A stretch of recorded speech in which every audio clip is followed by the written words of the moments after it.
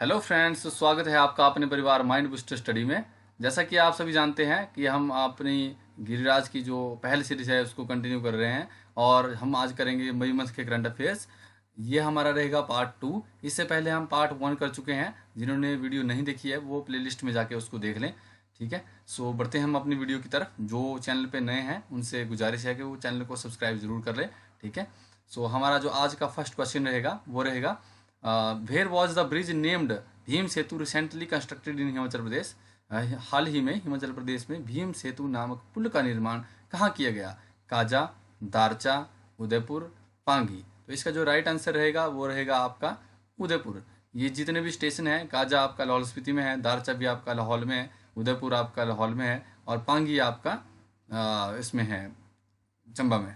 ठीक है, तो जो इसका राइट आंसर है वो रहेगा उदयपुर। और मैं आपको इसके बारे में बताऊं कि इस पुल का निर्माण हाल ही में बीआरओ द्वारा करवाया गया। BRO means border road organisation.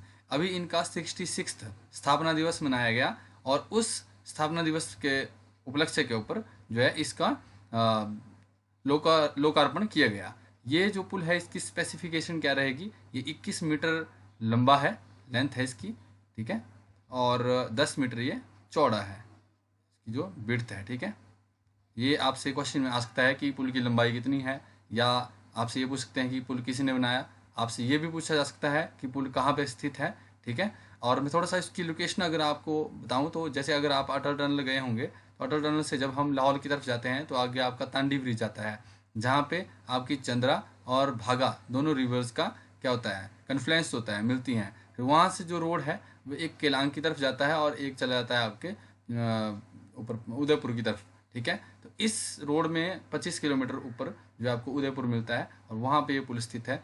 Udaipur में क्या क्या फेमस है? एक वहाँ पे आपको त्रिलोकीनाथ मंदिर देखने को मिलेगा, त्रिलोकीनाथ मंदिर टेम्पल। और एक आपको वहाँ पे मृकुला देवी का टेम्पल भी, जो बस स्टैंड है वहाँ पे उसके उसके साथ में मृकुला देवी टेम्पल भी देखने को मिलेगा।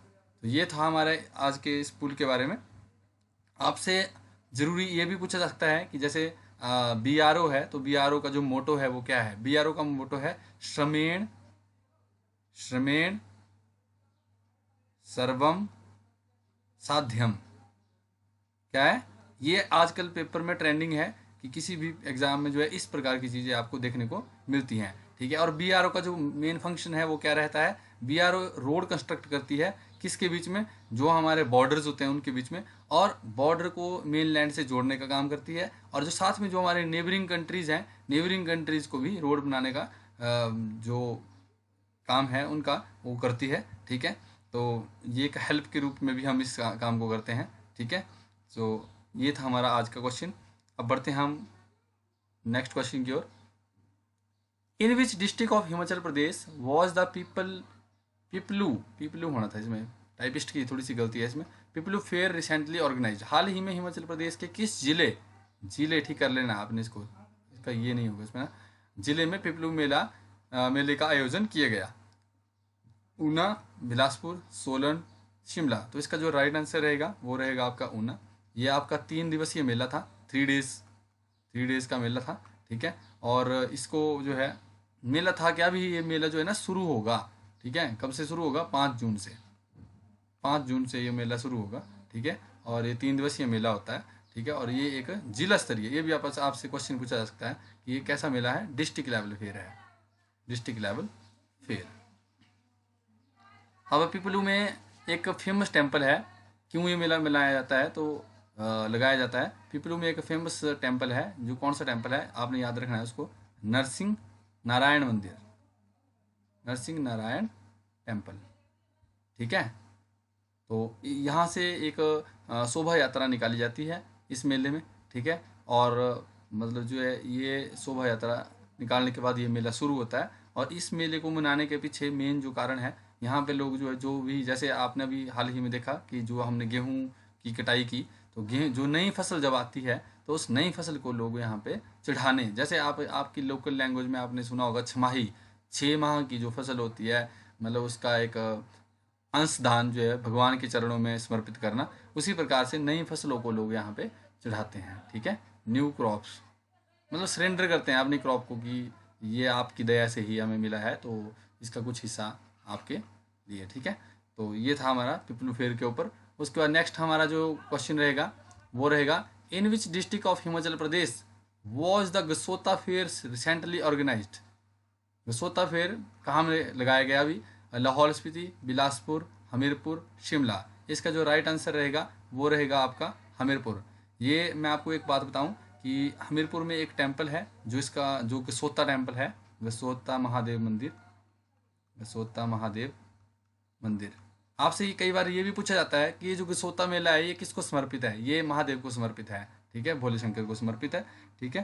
तो ये जो मेला है ये वहाँ पे एवरी फर्स्ट मंडे जो होता है, एवरी फर्स्ट मंडे ऑफ जेठ मंथ, मंडे ऑफ ज्येष्ठ मंथ होता है। हमारे जो पुराने नाम होते थे ना मेल महीनों के, जेठ, आषाढ़, इस प्रकार से, तो जो हमारा जेठ महीने का पहला मंडे होता है उसको ये मेला लगाया जाता है। और ये बेसिकली ये एक क्या है, कैटल फेयर है, पशुओं का मेला है, ठीक है। और इस मेले में जो है बहुत दूर दूर से लोग जो है पार्टिसिपेट करते हैं, अपने पशुओं को लाते हैं, ठीक है। और ये लगभग 400 साल पुराना मेला है, ठीक है, आप ये भी ध्यान रखना है इसमें, ठीक है। और वहाँ पे एक गांव है जहाँ पे लांगवान, लांगवान गांव है। इसकी थोड़ी सी एक स्टोरी मेरे को याद आ रही है कि ये मेला जो है ना कब से शुरू हुआ। एक्चुअल में इस गांव का एक किसान था, ठीक है, और वो जो किसान था वो एक दिन हल जोत रहा था, प्लोइंग कर रहा था वो, ठीक है। तो प्लोइंग करते करते उसको ना एक जो उसका हल है वो एक बड़े से पत्थर से टकरा के मतलब जो है हटा, और उस पत्थर से जो है दूध निकलने लगा, दूध निकलने लगा उस पत्थर से। अब गांव के जितने भी लोग थे वो सारे जो है थोड़ा उस चीज़ को देख के जो है हैरान हो गए। तो अंत में जो है ना सबने ये सोचा कि इस पत्थर को ना एक मंदिर में जाके ले जाके एस्टाब्लिश करते हैं और इसकी पूजा के लिए मतलब जो है महादेव की एक शिवलिंग की तरह उसको पूजना स्टार्ट करेंगे। परंतु वो पत्थर इतना बड़ा था कि वो किसी से भी वहाँ से हिलाया नहीं गया। तो उसी पत्थर के ऊपर फिर बाद में जो है क्या हुआ, एक टेम्पल बना दिया गया, और जिसको अभी हम जो जानते हैं गसोता टेम्पल के नाम से, गसोता टेम्पल के नाम से, ठीक है। जाहू रोड पे, ये जो आपने नाम सुना है जाहू, जाहू रोड पे आपको ये टेम्पल देखने को मिलेगा, ठीक है। सो नेक्स्ट हम बढ़ते हैं अपने टॉपिक की तरफ। देखो इसमें मैंने एक कवर किया है इस बार, मैं हर एक जो आपकी वीडियो होती है उसमें एक बॉडी कवर करता हूँ, कॉन्स्टिट्यूशनल बॉडी। तो ये इस बार का जो हमारा कॉन्स्टिट्यूशनल बॉडी है वो न्यूज़ में थी, इलेक्शन कमीशन ऑफ इंडिया। और ये गिरिराज में भी इसका बहुत बड़ा एक पत्र छपा था। तो क्यों ये न्यूज़ में थी? न्यूज़ में इसलिए थी क्योंकि हाल ही में जो इलेक्शन कमीशन ऑफ इंडिया है उसने जितने भी पार्टीज़ हैं, पॉलिटिकल पार्टीज़ हैं इंडिया में, उन सब के साथ एक वार्ता और एक मीटिंग करने का जो निर्णय लिया है। क्यों? क्योंकि वो जो आप आए दिन सुनते रहते हैं कि ईवीएम के ऊपर जो है सवाल उठते हैं, तो कहीं ना कहीं इलेक्शन कमीशन जो है ना सेटिस्फाई करवाना चाहता है विपक्ष को, सेटिस्फाई करवाना चाहता है पार्टीज़ को कि जो ईवीएम है इसमें किसी भी प्रकार का कोई भी दोष नहीं है, ठीक है। तो इसके ऊपर जो है एक आजकल बड़ा कैंपेन चला हुआ है, तो इसलिए ये न्यूज़ में है। और हम थोड़ा सा इसमें हमारा जो पेपर पॉइंट ऑफ व्यू से क्यों जरूरी है, हम इसमें ये देख लेंगे कि इलेक्शन कमीशन ऑफ जो इंडिया है वो कैसी बॉडी है। एक तो ये ऑटोनॉमस बॉडी है, ऑटोनॉमस बॉडी। पेपर में आपसे कई बार पूछता है कि ये कैसी बॉडी है, कॉन्स्टिट्यूशनल बॉडी है, ऑटोनॉमस बॉडी है, डिपेंडेंट बॉडी, कैसी बॉडी है? तो ये है ऑटोनॉमस बॉडी। और ये कॉन्स्टिट्यूशन में इसका जो आर्टिकल है ये अंडर आर्टिकल 324 से 329 के बीच में इसके बारे में जिक्र किया गया है।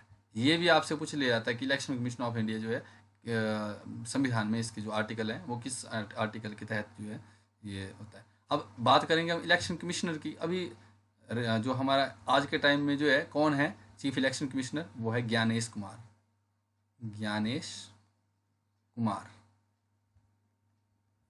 ठीक है। और ये हमारे 26 फरवरी को इन्होंने क्या लिया था, शपथ ली थी, ठीक है, या इन्होंने अपनी सीट को अज्यूम किया था, ठीक है। और इससे पहले आपको पता है कौन थे, राजीव कुमार जी थे, राजीव कुमार। जब हम करंट अफेयर कर रहे हैं ना तो हमें अगला पिछला सारा पता होना चाहिए। और कई बार आपसे क्वेश्चन आता है कि जो फर्स्ट चीफ इलेक्शन कमिश्नर थे वो कौन थे, तो वो आप मेरे को कमेंट में बताएंगे इसको, ठीक है। अब ये तो बड़ा स्टैटिक सा क्वेश्चन है, पुराना क्वेश्चन है, ठीक है। इसका काम क्या रहता है, लोग जो इलेक्शन कमीशन ऑफ इंडिया है इसका काम होता है कि जो लोकसभा के मेंबर्स हैं, राज्यसभा के मेंबर्स हैं, लेजिस्लेटिव असेंबलीज मतलब जो विधानसभाएं होती हैं उनके मेंबर्स हैं, और जो प्रेसिडेंट है और जो वाइस प्रेसिडेंट है उनके इलेक्शन को करवाना इसका काम होता है, ठीक है। जब आपसे कभी भी ये पूछा जाएगा, क्योंकि वहाँ पे आपको स्टेटमेंट बेस्ड क्वेश्चन देगा इलेक्शन कमीशन ऑफ इंडिया के बारे में, 4 स्टेटमेंट्स आपको दी जाएंगी, उनमें कोई एक स्टेटमेंट ऐसी होगी या तो वो सही होगी, 3 गलत होंगी, या तो फिर ऐसा होगा कि 3 जो स्टेटमेंट है वो सही दी होंगी और एक स्टेटमेंट आपको गलत दे दी जाएगी। तो आपको इसमें मतलब आएगा कि आप इसमें इनकरेक्ट ढूंढिए। ठीक है, तो क्वेश्चन 2 तरीके से बनता है, या तो ऐसे आएगा या तो आपको 3 स्टेटमेंट है जो है गलत दी जाएंगी और एक स्टेटमेंट ऐसी होगी जो आपको राइट बतानी है कि इसमें से राइट स्टेटमेंट कौन सी है। तो जब आप इसके बारे में पूरा जानते होंगे तभी आप इसको कर पाएंगे। जो आपके फर्स्ट इलेक्शन कमिश्नर थे वो थे सुकुमार सेन, बता देता हूँ मैं यहाँ पे ही, सुकुमार सेन। ठीक है, सो बढ़ते हैं हम अपने नेक्स्ट क्वेश्चन की ओर। हाँ, अगर एस्टेब्लिशमेंट कभी पूछेगा आपसे कि इसको कब एस्टेब्लिश किया गया था, तो ये आपने डेट इसमें बता देनी है, 25 जनवरी 1950। ठीक है, और ये एक और चीज़ मैं इसमें बता देता हूँ, क्योंकि बताने को तो बहुत सी चीज़ें होती हैं पर अब टाइम की भी थोड़ी सी इसमें स्केर्सिटी रहती है। ठीक है, तो इसका पार्ट 15 में जो है आपका इलेक्शन कमीशन ऑफ इंडिया आता है। आप मेरे को कमेंट में बताओ कि भारतीय जो संविधान है, इंडियन जो कॉन्स्टिट्यूशन है, उसमें कुल कितने पार्ट्स हैं, कुल कितने पार्ट्स और शेड्यूल हैं। आज मैं देखता हूँ कि आप में से कितने जो बच्चे हैं वो सीरियसली जो है तैयारी कर रहे हैं। ठीक है, अब हम इसमें थोड़ा सा कवर कर लेंगे कि जो important days of May month हैं, जो पेपर में जिनके हाई चांसेस है पूछे जाने के, और जो पेपर पॉइंट ऑफ व्यू से बहुत ज़रूरी होता है, मैं आपको वही पढ़ाता हूँ। ठीक है, वैसे पढ़ने के लिए बहुत सी चीज़ें हैं, तो मतलब जो हमारे एग्ज़ाम से रेलेवेंट है और हमारी जो न्यूज़पेपर है गिरिराज जो उसको कवर करता है, मैं आपको वो चीज़ें यहाँ पे लेके आता हूँ। ठीक है, तो अभी हम इसमें देख लेंगे कि हमारे पहले तो है 6 मई। 6 मई को हम मनाते हैं वर्ल्ड अस्थमा डेज। ठीक है, और इस बार की जो थीम है वो है make in health treatments accessible for all. ठीक है, तो आपने ये भी याद रखना है कि डे कब मनाया जाता है, और इस बार की जो 2025 की इसकी थीम है वो भी याद रखनी है, क्योंकि एग्जाम में दोनों चीज़ें आपसे पूछी जाती हैं। ठीक है, फिर हम बात करते हैं 7 मई की। 7 मई को आपका मनाया जाता है वर्ल्ड एथलेटिक्स डे। ठीक है, फिर 8 मई है हमारा, 8 मई को हम मनाते हैं रेड क्रॉस डे। ठीक है, और रेड क्रॉस डे क्यों मनाते हैं हम पता है आपको? रेड क्रॉस डे जो है, जो वॉलंटियर्स होते हैं ना, ठीक है, वॉलंटियर्स की जो सेवाएं वो देते हैं, उनको हाईली रिकॉग्नाइज करने के लिए हम इस डे को मनाते हैं। ठीक है, तो इसका जो इस बार का जो थीम था वो क्या था आपका? Keeping humanity alive. क्या है? Keeping humanity alive. फिर नेक्स्ट आपका आता है 18 मई, इंटरनेशनल म्यूजियम डे। ठीक है, म्यूजियम के ऊपर भी हम दिवस मनाते हैं। ठीक है, जो म्यूजियम, देखो म्यूजियम का रोल क्या है लाइफ में, जो जैसे हम आज पैदा हुए, ठीक है, जैसे मान लो हम 2000 में या 1995 में पैदा हुए हैं। ठीक है, तो जब हम पैदा हुए उसके बाद की चीज़ें हमने देखी सुनी, पर इससे पहले जो टाइम बीत गया इसमें कितनी चीज़ें रही होंगी, बहुत सी चीज़ें हुई होंगी जिनका हमें कोई पता नहीं है। तो जब हम कभी म्यूजियम विजिट करते हैं तो हम कभी आश्चर्यचकित भी होते हैं कि क्या चीज़ें ऐसी भी चलती थी। ठीक है, अब जिसने कभी तार नहीं देखी होगी, टेलीग्राफ नहीं देखा होगा, वो जब वहाँ पे देखेगा कि ऐसी भी चीज़ें होती थी, ऐसे मोबाइल होते थे पुराने। ठीक है, या ऐसे गोला बारूद होते थे पुराने जमाने में। आज के टाइम में तो आपने अभी देखा इंडिया पाक वॉर में जो S-400 है वो सारा काम कर रहा है। ठीक है, मैन पावर की जो इतनी ज़रूरत नहीं जितनी वो जो मशीन्स हैं वो देख रही हैं। ठीक है, पर जब आप कभी जैसे धर्मशाला जाओगे तो वहाँ पे वॉर म्यूजियम है। ठीक है, वॉर म्यूजियम है वहाँ पे। ठीक है, तो आप उसमें देखोगे कि क्या इस प्रकार के भी जो पुराने टाइम में हथियार थे जिनसे लड़ा जाता था, या कोई बैटल्स हो सकती थी। क्योंकि आज की जो बैटल्स हैं वो फुली क्या हो चुकी हैं, मतलब मैकेनाइज्ड हो चुकी हैं। आपने गन्स देखी है, आपने मिसाइल देखी है, आपने बॉम्ब्स देखे, पर उस टाइम इस प्रकार की चीज़ें नहीं होती थी। तो ये जो म्यूजियम है वो हमारी लाइफ में ये रोल प्ले करते हैं कि जो हमारे पुरख थे, जो पुराने लोग थे, पूर्वज थे, वो किस प्रकार से अपना जीवन जिया करते थे, तो इसके बारे में हमें बताते हैं। तो इसकी जो इस बार की जो थीम थी 2025 की, वो थी the future of museum is in rapidly changing communities. ठीक है, 31 मई वर्ल्ड नो टोबैको डे। ठीक है, और इसकी जो थीम थी unmasking the appeal.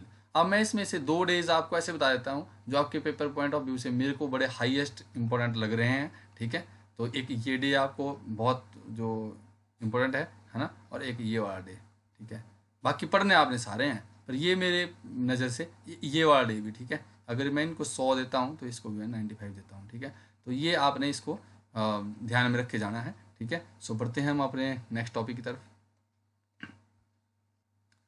Which person from the state was honoured with Padma award 2025 for the unparalleled contribution to horticulture. बागवानी में अतुलनीय योगदान के लिए प्रदेश के किस व्यक्ति को पद्म पुरस्कार 2025 से सम्मानित किया गया है? आप सोच रहे होंगे कि सर आप तो दो लैंग्वेज में क्वेश्चन पढ़ रहे हैं, इससे टाइम ज़्यादा लग रहा है। देखो मेरे कमेंट बॉक्स में ना बहुत से बच्चों का कमेंट आता था कि सर बाईलैंग्वेज करो, इसको बाईलैंग्वेज करो, बाईलैंग्वेज करो। तो इसलिए दोनों जो मीडियम के बच्चे हैं उनको देखते हुए जो है ये आपकी वीडियो बनाई जा रही है, ठीक है। तो इसमें और जो आपके ऑप्शन है वो है आपके हरिमन शर्मा, बंसीलाल पाधा, जगजीवन मोहन और नेकराम शर्मा। आपका जो राइट आंसर इसमें रहेगा वो रहेगा आपका हरिमन शर्मा। हरिमन शर्मा आपके बिलासपुर के घुमारमी जगह से जो है बिलोंग करते हैं। इसको शॉर्ट फॉर्म में लिख रहा हूँ मैं ऐसे, घुमारमी, ठीक है। और घुमारमी में एक स्टेशन है पनियाड़, मैंने इनकी नर्सरी अभी हाल ही में विजिट की है, वहाँ पे इनकी अपनी नर्सरी है, ठीक है।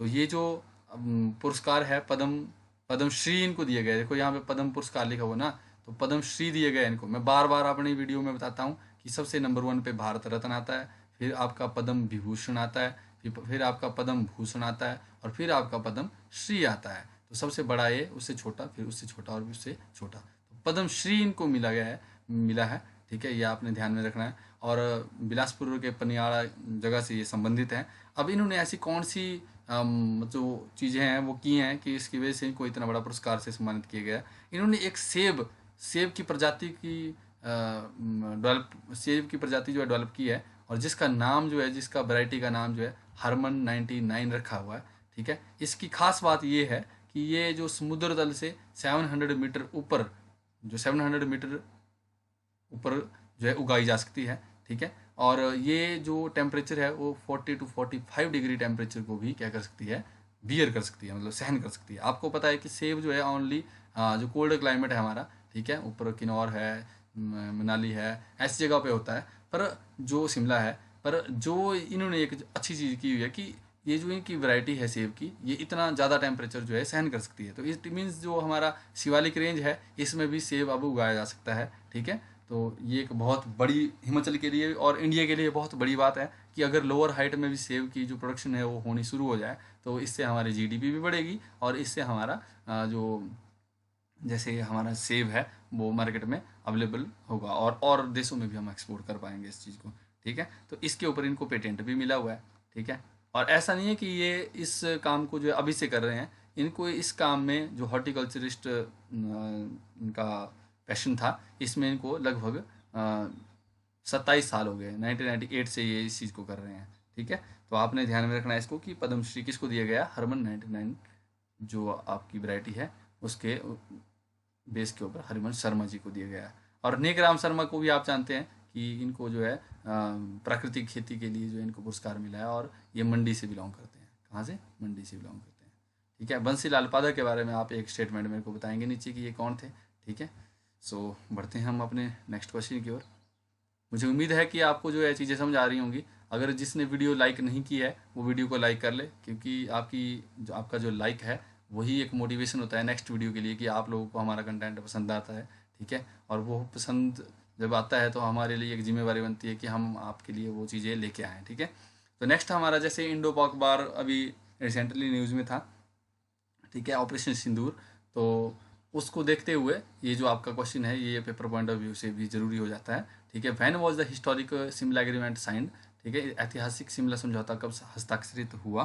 तो इसका जो राइट आंसर रहेगा, देखो मैंने इसको एज ए टॉपिक लाया हुआ है यहाँ पे, क्यों? क्योंकि अगर मैं इसमें डेट लाता ना और आपको टिक करता तो आपको शायद डेट याद रहती चाहे नहीं रहती। अब मैंने सिर्फ और सिर्फ इसमें एक डेट लिखनी है, आपने उसको याद रखना है, ठीक है।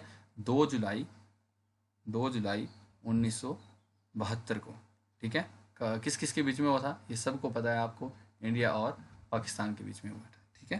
तो अब दो चीज़ें इसमें जो है मैं आपको मेन करवाऊंगा कि एक तो ये जो वॉर हुई थी, इंडो पाक वॉर हुई थी उस टाइम, ठीक है। तो इसमें इंडिया ने क्यों, मतलब जो है किसका साथ दिया था, ठीक है। आपको सबको पता है कि वहाँ पे जो है जो बांग्लादेश है वो जो पहले ईस्ट पाकिस्तान हुआ करता था, ठीक है। बांग्लादेश क्या था पहले? ईस्ट पाकिस्तान था। तो उसको जो है रिलीज़ करवाया पाकिस्तान से और उसको बांग्लादेश बनाया, तो मतलब पाकिस्तान के 2 टुकड़े हुए, ठीक है। तो वहाँ पे बांग्लादेश में एक फोर्स थी, एक आर्मी थी उनकी पहले अपनी, 1972 से पहले, जिसको वो मुक्त वाहिनी बोलते थे। मुक्त वाहिनी मतलब वो एक्चुअल में एक फ्रीडम चाहते थे, किससे, पाकिस्तान से। तो हमने जो है ना मुक्त वाहिनी का सहयोग किया था उस ऑपरेशन में, ठीक है, इस वॉर में, और उसके सहयोग से ही जो है वो आज़ाद हुआ, ठीक है। बाद में शिमला के वारनस कोट में, वारनस कोट का नाम आपने सबने सुना होगा, छोटा शिमला में है, ठीक है, वारनस कोट, जिसको हम राजभवन भी बोलते हैं। आपसे कई बार पूछ लेता है कि राजभवन का इंग्लिश नेम क्या है, वारनस कोट, और वारनस कोट का हिंदी नेम यहाँ का क्या है आजकल, जिसको हम राजभवन बोलते हैं आज के समय में। तो यहाँ पे ये जो समझौता है वो साइन हुआ था, ठीक है। फिर ये इंडिया की इंदिरा गांधी और वहाँ के पाकिस्तान के जो कौन थे, जुल्फ़िकर भुट्टो, जुल्फ़िकर अली भुट्टो, ठीक है। कई बार ये भी पूछ लिया जाता है, अब एग्जामिनर के ऊपर है कि वो क्या पूछता है, कई कई बार आपसे ऐसे पूछ लेगा कि किस किस के बीच में साइन हुआ, कहाँ साइन हुआ, कितनी डेट को साइन हुआ, क्या इसके पीछे रीज़न था कि हमने मुक्तवाहिनी की जो हेल्प की थी, मुक्तवाहिनी जो फोर्स है, फोर्स थी वहाँ की, ठीक है। तो ये अब कुछ चीज़ें आपको और भी याद रख लेने हैं, कुछ ऑपरेशन, ठीक है। एक बार हमने ऑपरेशन किया था, operation Meghdoot, Meghdoot.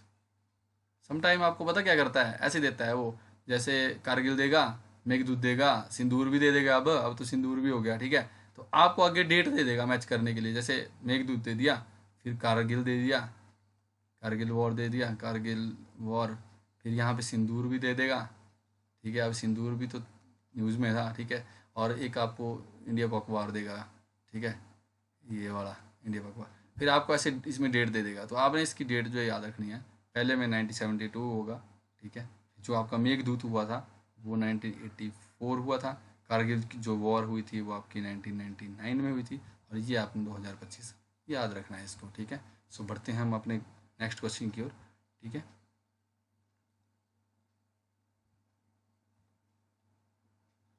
Who is the author of novel Train to Pakistan. देखो, जैसे ही ना ये चीज़ न्यूज़ में थी ना, हमारी जो वॉर थी, तो एक बड़ा गैजेट में एक बड़ा एडिटोरियल छपा, ट्रेन टू पाकिस्तान, ठीक है। अब आप बोलेंगे कि सर इसका क्या रोल है हमारे क्वेश्चन पेपर में, ठीक है। तो ये रोल इसलिए है क्योंकि हम अभी कुछ समय पहले वॉर में थे, ठीक है। और जब इंडिया और पाक का डिवीज़न हुआ ना, हम आज़ाद हुए, ठीक है, तो उस टाइम ना भारत से पाकिस्तान और पाकिस्तान से लोग इंडिया आ रहे थे, ठीक है। तो 10 मिलियन लोगों का पलायन हुआ यहाँ से उस तरफ को, ठीक है, मतलब पाकिस्तान की तरफ को। तो जो एक कवि है, ठीक है, इसका जो कवि है, मतलब जो उपन्यास जिन्होंने लिखा हुआ है, ठीक है, राइटर हैं, वो खुशवंत सिंह हैं। तो उन्होंने उस चीज़ को एनालाइज किया कि जो ट्रेन यहाँ से इंडिया की तरफ से पाकिस्तान को जा रही थी ना भर के, उसकी हालत के बारे में उन्होंने लिखा कि लोग कैसे कैसे जा रहे हैं, अपने यहाँ की चीज़ों को छोड़ के वहाँ जा रहे हैं। सेंटिमेंट्स के ऊपर लिखा, उनके इमोशंस के ऊपर उसने लिखा, और उसने ये भी लिखा कि जो उस टाइम थोड़ा सा कुछ पॉलिटिकल लीडर्स की वजह से जो हिंदू मुस्लिम का कन्फ्लिक्ट जो पैदा हुआ था, ठीक है, ठीक है, जैसे जिन्ना वगैरह की वजह से, तो उन्होंने वो भी उस चीज़ में लिखा। तो ये एक बड़ा ही इमोशनल जो उपन्यास है, ठीक है। और आपने इसको याद रखना है, हो सकता है आपके एग्जाम में पूछा जाए, ये ट्रेन टू पाकिस्तान जो उपन्यास है वो किसने लिखा, खुशवंत सिंह ने लिखा है, ठीक है। सो हमारा नेक्स्ट है इसमें, who is the author of Himadri Tung Shring. देखो, जो हिमाद्री तुंग श्रिंग है, ये एक फेमस कविता है, फेमस क्या है, कविता, ठीक है, ये कोई बुक नहीं है, ठीक है। तो इसके बारे में पूछा है कि आपसे कौन किसने लिखा, Jaishankar Prasad, Nandlal Ghosh, Mahadevi Verma, none of these. इसका जो राइट आंसर रहेगा वो रहेगा आपका जयशंकर प्रसाद। अब आप फिर से पूछेंगे कि सर ये जो पोइम है इसका हमारे जीवन में या हमारे उसमें, सॉरी, हमारे एग्ज़ाम में क्या क्या रोल है, ठीक है। तो मैं आपको थोड़ा सा और बताऊं कि जो ये पोइम है ये क्या बोलती है। इसमें जो माँ सरस्वती है, जो कि विद्या की देवी जिनको हम मानते हैं, ठीक है, और मानते क्या है, वही विद्या की देवी हैं, ठीक है। तो उनकी एक प्रत्येक भारतवासी से पुकार थी कि तुम कोई ऐसा नहीं कि तुम सिर्फ साहसी वीर हो। देखो, माता माता क्या कर रही है, मतलब एक आह्वान कर रही है सब सब लोगों से कि तुम ना सिर्फ साहसी वीर नहीं हो, तुम एक अमरों की संतान हो। ऐसे इस प्रकार से ये पोएम लिखी गई है, ठीक है। माता सरस्वती आह्वान कर रही है सबसे, जो भारत का युवा है, भारत के लोग हैं, उनसे कि तुम एक अमरों की संतान हो। तुम्हारा जो पुरखे थे, तुम्हारे जो पूर्वज थे, वो बहुत वीर साहसी लोग थे, और तुम भी वैसे ही हो, ठीक है। तो तुम ऐसा करो कि तुम अगर भारत देश के ऊपर कभी आंच आती है तो तुम आगे बढ़ो और तुम अपना बलिदान देने के लिए जो है आगे बढ़ो। ठीक है, एक बड़ी मोटिवेटिंग सी पोइम है, जब आप इसको पढ़ेंगे कभी, ठीक है, इसकी लाइंस आप पढ़ना, ठीक है, नेट पे डालना, हिमाद्री तुंग श्रृंग से, और इसको पढ़ना, और इसका जो सरलार्थ है वो भी आप इसमें पढ़ना, तो आप देखोगे। फिर वो बोलते हैं कि सरस्वती माता इसमें बोल रही है कि तुम मतलब जो है ना साहसी हो, मतलब जो है, और बलिदान के लिए जो है आगे बढ़ो। ठीक है, और अपना जो आपका गौरवमयी इतिहास है ना, इसको मिटने मत दो। गौरवमयी इतिहास है, इसको मिटने मत दो। ठीक है, इसको कायम रखो, मतलब इसके बारे में एक माँ सरस्वती की तरफ से पोएम है, तो आप इसको जरूर देखें। ठीक है, हो सकता है अगर कहीं एग्जामिनर आपको पूछ ले, where is the wild life institute of India located. ठीक है, कुल्लू, किन्नौर, देहरादून, नागपुर। इसका जो राइट आंसर रहेगा वो रहेगा देहरादून। मैं आपको बताता चलूँ कि जो wild life institute of India है, इसका कार्य क्या है। देखो, जो हिमालय है, हमारा हिमालय, जैसा कि आप सबको पता है, ठीक है, मतलब जो नंगा पर्वत से नामचा वारवा तक जो हिमालय है, ठीक है, जम्मू कश्मीर से लेकर अरुणाचल प्रदेश तक, उसको ये माना गया है कि ये जो उत्तर भारत है, जैसे नॉर्थ जो इंडिया है, ठीक है, अब हम यहाँ की बात करेंगे नॉर्थ इंडिया की, इससे ऊपर ऊपर की, जैसे यूपी वगैरह से ऊपर ऊपर की, कि जो उत्तर भारत है, उत्तर भारत के जितने भी ग्राउंड्स हैं, ठीक है, उनमें जितने लोग रहते हैं, उनका जो घर है वो किसको माना गया है, हिमालय को माना गया है। क्यों? क्योंकि एक्चुअल में ना बहुत सी चीज़ें ऐसी हैं जो प्लेन में रहने वाले लोग भी हैं, वो कहाँ से उनकी आपूर्ति होती है, वो होती है हिमालय से, पहाड़ों से। जैसे लकड़ी होगी, जल हो गया, जल के लिए आप देखो कि जितनी भी रिवर्स हैं वो सारी कहाँ से निकलती हैं, हिमालय से निकलती हैं। ग्लेशियर कहाँ पे होते हैं, हिमालय में। तो जो थ्रू आउट ईयर हमें पानी मिलता है, वो कहाँ से मिलता है, वहाँ से मिलता है। तो कहीं ना कहीं जो हिमालय है वो उसको हमारा घर बोला गया है। ठीक है, सो इसका काम क्या है, इस इंस्टीट्यूट का काम क्या है, जो wild life institute of India है, इसका काम है कि जो इस नॉर्थ में जो लोग रह रहे हैं, ठीक है, या यहाँ के जो लोग हैं वो रह रहे हैं, उनकी जो लाइफ है उस लाइफ को प्रिजर्व करना, या उस लाइफ की क्वालिटी को देखना। तो इसलिए ये लोग क्या करते हैं, इस इंस्टीट्यूट का जो मेन वर्क रहता है वो ये रहता है कि ये जो वहाँ का इकोसिस्टम है ना, उसको साफ सुथरा बनाने के लिए, और न जो वहाँ की नदियाँ हैं, इकोसिस्टम क्या होता है, नदी, पहाड़, जंगल, जो भी वहाँ की संपत्ति है और जो यहाँ के जीव जंतु है, ठीक है, वो सब मिलकर क्या बनाते हैं, एक पारितंत्र बनाते हैं, एक इकोसिस्टम बनाते हैं। तो इस इंस्टीट्यूट का काम है उनको साफ सुथरा रखना, उनकी सेवा करना। ठीक है, और जो हमारे इंडिया की जो बायोडाइवर्सिटी है उसके ऊपर क्या करना, बायोडाइवर्सिटी के ऊपर रिसर्च करना।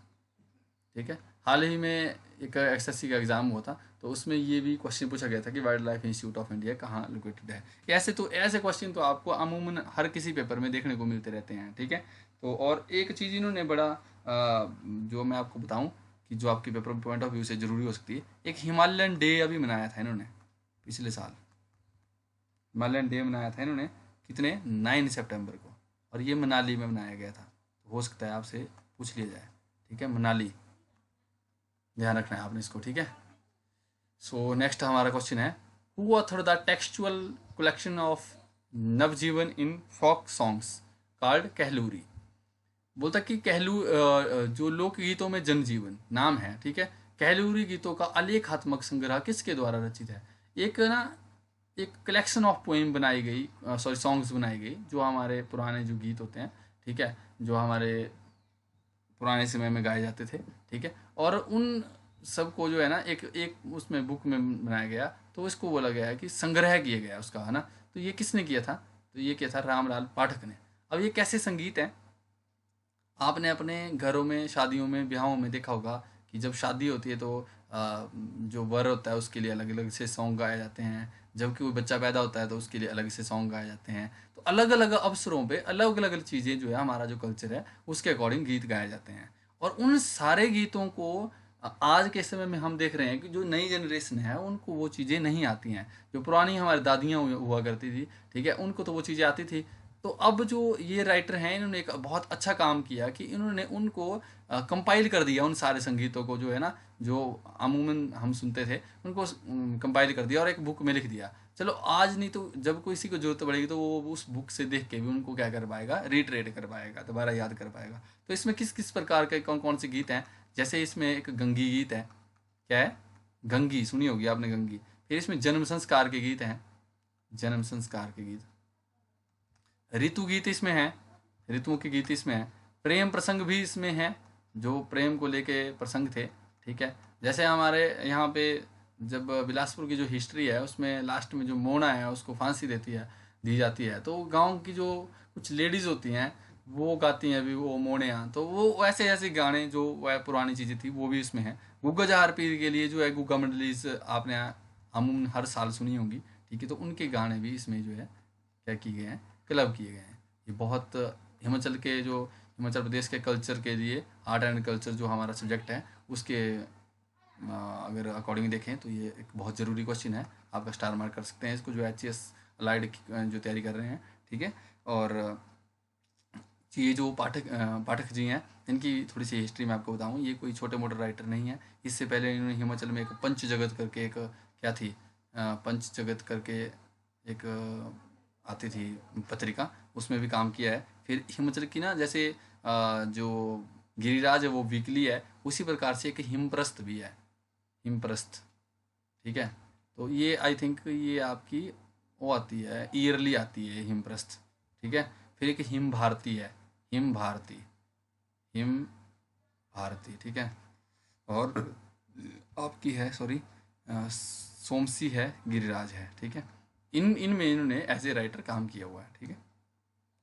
सो बढ़ते हैं नेक्स्ट क्वेश्चन की ओर। नेक्स्ट जो हमारा क्वेश्चन है ये बहुत इंपॉर्टेंट क्वेश्चन है, क्यों? क्योंकि रविंद्रनाथ टैगोर जी के बारे में, और ये इन्होंने कुछ समय अपनी लाइफ का चंबा में बिताया हुआ है, डलहौजी में, ठीक है। तो क्वेश्चन क्या बोलता है कि 1913 में रविंद्रनाथ टैगोर को किस रचना के लिए नोबेल पुरस्कार से सम्मानित किया गया?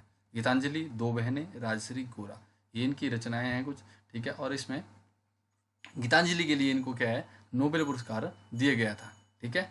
तो नोबेल पुरस्कार का अगर हम बताएं तो भारत में ये इनको पहला नोबेल पुरस्कार जो है मिला था, ठीक है। और ये इनका जो जन्म था वो कोलकाता में हुआ था। कोलकाता में थोड़ी सी हम ब्रीफ हिस्ट्री इनके बारे में आज देख लेंगे, ठीक है। मैं आपको बता देता हूँ जो है, ठीक है। 7 मई को हुआ था, 7 मई। फिर कोलकाता की एक रिच फैमिली थी, इनके फादर का नाम था देवेंद्र नाथ टैगोर, और इनके जो ब्रदर थे सत्येंद्र नाथ टैगोर वो इंडिया के पहले ICS ऑफिसर थे, ठीक है, इंडियन सिविल सर्वेंट थे, ठीक है। तो जब आपसे पूछा भी जाता है कभी कि तो वो कौन थे, तो इनके ही वो ब्रदर थे। और इनके परिवार में ना ये ना 14वीं संतान थी, ठीक है, 14th संतान थी अपने फादर की, तो आप सोच सकते हैं उसके लेवल में, ठीक है। और फिर ये इतने महान हुए, मतलब आप समझ सकते हैं इस चीज़ को, ठीक है। थोड़ा सा मैं इनके बारे में आपको ब्रीफ कर दूं। ब्रीफ ये है कि इन्होंने शांति निकेतन की स्थापना की थी, जिसको आज विश्व भारती विश्वविद्यालय के नाम से भी जानते हैं। तो आपसे पूछते हैं पेपर में शांति निकेतन की स्थापना जो किसने की थी, शांति निकेतन की स्थापना किसने की थी? और आज के टाइम में कौन सा है? ये है वो विश्व भारती जो यूनिवर्सिटी है आज के टाइम में, ठीक है। फिर उसके बाद ये गोल्डन टेम्पल में भी रहे हैं, ठीक है। उसके बाद इन्होंने डलहौजी में भी टाइम अपना बिताया है, डलहौजी में, जिसकी वजह से ये पेपर पॉइंट ऑफ व्यू से बहुत ज़रूरी हो जाता है, ठीक है। फिर और मैं आपको अगर इनके बारे में बताऊं तो इन्होंने जो है ना भारत का राष्ट्रगान इन्होंने लिखा हुआ है, जन गण मन, जन गण मन किसने लिखा है? रविंद्रनाथ टैगोर ने। और जो बांग्लादेश का राष्ट्रगान है हमार सोनार बांग्ला, हमार सोनार बांग्ला, हमारा सुंदर बांग्लादेश जो है, ठीक है, ये भी किसने लिखा हुआ है? इन्होंने ही लिखा हुआ है, ठीक है। इनके कुछ फेमस जो मतलब आत्मलिखित जो नाटक हैं इनके वो है, इसमें एक आपने याद रखना है वाल्मीकि, वाल्मीकि प्रतिभा, ठीक है, वाल्मीकि प्रतिभा, और काल मृगा मृग्या, काल मृग्या, एक रुद्र चक्र इन्होंने लिखा हुआ, रुद्र चक्र को आप याद रखना, ये इंपॉर्टेंट है, रुद्र चक्र, ठीक है। एक चित्रांगदा, चित्रांगदा, ठीक है, तो ये इनके द्वारा लिखी गई है, ठीक है। और एक मासिक पत्रिका भी इन्होंने शुरू की थी 1891 में, जिसका नाम था साधना। क्या नाम था? साधना, ठीक है। तो ये इनके बारे में कुछ इंपॉर्टेंट फैक्ट्स थे। अच्छा, एक फैक्ट इनके बारे में और मैं आपको बताना भूल गया कि 1915 में इनको जो है ना वो दिया गया था, नाइटहुड का खिताब दिया गया था अंग्रेजों के द्वारा, नाइटहुड देते थे उस टाइम, सर्वश्रेष्ठ उपाधि। और जब जो हमारा जलियांवाला बाग में सेक्टर हुआ था, ठीक है, तो उस जलियांवाला बाग के विरोध में जो कांड हुआ था उसके विरोध में इन्होंने अपना जो ये था वो 13 अप्रैल 1919 के बाद जो है लौटा दिया था, किसको, अंग्रेजों को बैक कर दिया क्योंकि मुझे आपका नाइटहुड नहीं चाहिए, आप हमारे लोगों के साथ इस प्रकार से पेश आ रहे हो। ठीक है, तो हमें आपके इस प्रकार की जो टाइटल्स हैं उनकी कोई ज़रूरत नहीं है, आप अपने टाइटल अपने पास रखो। ठीक है, और राष्ट्रवाद के बड़े ही तगड़े मतलब जो समर्थक थे, पर थे किस प्रकार से, अंतरात्मक रूप से। ठीक है, सो आगे इसमें एक और डे आ गया जो कि मैं ऊपर आपको लगाना भूल गया था उसमें। ठीक है, तो ये है हमारा national labour day. National labour day की बात अगर हम करें तो ये मनाया जाता है इंटरनेशनल लेबर ऑर्गेनाइजेशन की तरफ से। ठीक है, और ये जो इंटरनेशनल लेबर ऑर्गेनाइजेशन है, ठीक है, इसकी स्थापना 1 अक्टूबर अक्टूबर में हुई थी, अक्टूबर 1919 में हुई थी। ठीक है, याद रखना है आपने इसको, आपसे हेडक्वार्टर भी पूछा जाता है। तो जिनेवा स्विट्ज़रलैंड में इसका क्या है, हेडक्वार्टर है जिनेवा स्विट्ज़रलैंड में। ठीक है, और ये क्या मतलब जो जो इंस्टीट्यूशन है इसका काम क्या है, इसका काम ये है कि जो कोई भी लेबर है उसको कम से कम 8 घंटे काम करवाया जाए।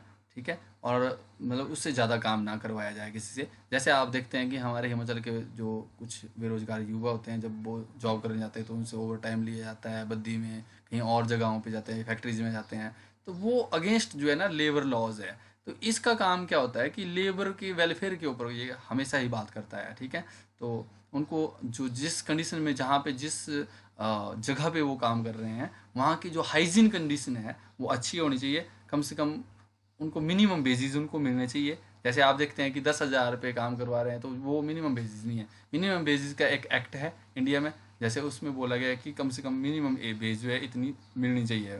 ठीक है, परंतु उन चीज़ों को जो है इंडिया में क्या किया जाता है, इग्नोर। बहुत सी कंपनीज और ऐसी चीज़ें हैं जहाँ पे इग्नोर किया जाता है। इसके ऊपर जो है ना ये चीज़ें ठीक हो सकती हैं, पर ये पॉलिटिकल विल से ठीक हो सकती हैं। कैसे हो सकती हैं, पॉलिटिकल विल से। जो हमारे पॉलिटिकल लोग हैं अगर वो इस चीज़ को कॉग्निशंस में लें तो ये चीज़ें जो है सही हो सकती हैं। ठीक है, आपने इसमें याद रखना है कि इसका हेडक्वार्टर कहाँ है और ये किसके द्वारा मनाया जाता है और कब मनाया जाता है। ये मनाया जाता है 1 मई को। ठीक है, 1 मई 2025। तो ये आपने थोड़ा सा इसके बारे में बात करनी है। और अगर आपसे पूछेगा कि जो ILO इसको काम क्या है, तो बोलना है कि सोशल जस्टिस को प्रमोट करता है। ठीक है, सोशल जस्टिस को प्रमोट करता है और ह्यूमन एंड लेबर राइट की बात करता है। ह्यूमन एंड लेबर राइट की क्या करता है, बात करता है। ठीक है, अच्छा बढ़ते हैं हम नेक्स्ट क्वेश्चन की ओर। नेक्स्ट ये हमारा लास्ट है, लास्ट बट नॉट लिस्ट। ठीक है, which state of India imposed a complete ban on the use of plastic in the year 1999। ये मैंने आपको लिख के ले दिया, आपके किसी भी पेपर में रिपीट होगा, लिख के ले लो मेरे से, साइन करके दे देता हूँ मैं आपको। ठीक है, ये क्वेश्चन आपके किसी भी पेपर में रिपीट होगा क्योंकि ये पहले भी ये क्वेश्चन आया हुआ। तो ये जो इसका राइट आंसर होगा वो रहेगा हिमाचल प्रदेश। हिमाचल प्रदेश ना प्रदेश का पहला एक ऐसा स्टेट बना था। ठीक है, कि जो मतलब पूरे इंडिया का जो पहला स्टेट बना था जिसने प्लास्टिक के ऊपर पूर्ण प्रतिबंध लगाया था। फिर बाद में वो चीज़ें नहीं हुई तो कुछ प्लास्टिक्स ऐसी हैं जो कि डेली हम यूज़ करते हैं, जैसे हमारे दूध के पैकेट्स होते हैं। ठीक है, तो वो कंपलसरी जो चीज़ें हैं उसकी वजह से जो है ये फुली नहीं ऑपरेट हो पाया। परंतु इंडिया का पहला स्टेट अगर आपसे पूछे तो हिमाचल प्रदेश ही था जिसने प्लास्टिक के ऊपर पूर्ण प्रतिबंध लगाया था। तो ये थी आपकी आज की वीडियो। जिसको वो इस वीडियो से सीखने में मिला है वो इस वीडियो को लाइक करें। ठीक है, और शेयर करें। आपने जो आपके छोटे भाई बहन तैयारी करते हैं उनसे भी शेयर करें। ठीक है, और जिन्होंने अभी तक एच पी पुलिस कांस्टेबल की जो मॉक टेस्ट सीरीज़ है उसमें एनरोल नहीं किया है वो उसमें एनरोल कर लें। ठीक है, और ये राइट टाइम है। अभी आपकी पेपर के जो है 15 दिन बचे हैं, आपको अपनी तैयारी को बिल्कुल टेस्ट करना चाहिए। हमारे जो मॉक टेस्ट हैं वो आपको बिल्कुल ऐसे बनाए गए हैं, एक एक टॉपिक से कवर किए गए हैं, आपको बिल्कुल पेपर की तरह ही उसमें फील आएगा कि आप पेपर दे रहे हैं, एग्ज़ाम दे रहे हैं। और अगर आप उन मॉक टेस्ट में जो है ना 60+ स्कोर कर लेते हैं तो आपका सिलेक्शन जो है ना फिर कोई नहीं रोक सकता है उसमें। ठीक है, सो धन्यवाद। जय हिंद जय भारत। मिलते हैं आपसे नेक्स्ट वीडियो में। ओके।